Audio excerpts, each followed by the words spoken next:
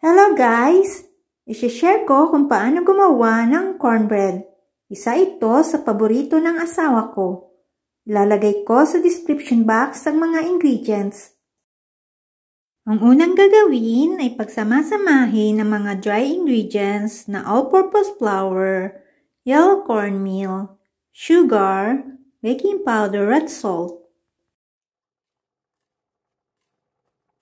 Pag nahalo na itong maigi, ay iset aside muna ito. Ang susunod na gagawin ay ang liquid ingredients. Unahin muna na batiin ang 2 itlog. Batiin ito ng mga 4 na minuto. After beating, ay isalin ito sa ibang mixing bowl na may buttermilk at haluin ito. Isunod na ilagay ang honey.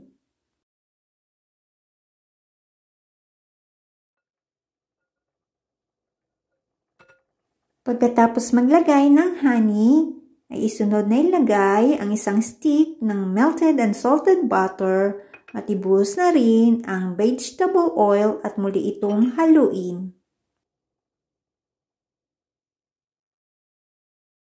After mixing, ay ibuhos ang liquid mixture sa mixing bowl na may dry mixture.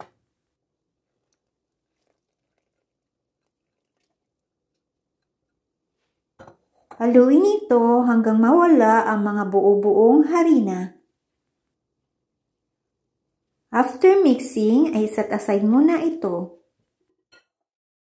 Sa baking pan na gagamitin ay pahiran ito ng butter o pwede din ang oil. Pinahiran ko na rin ng butter ang sides nito. Optional lamang po ito. Nasa sa inyo kung gusto nyo itong gawin. Ang susunod na gagawin ay ibuhos na ang cornmeal mixture sa baking pan na pinahiran ng butter.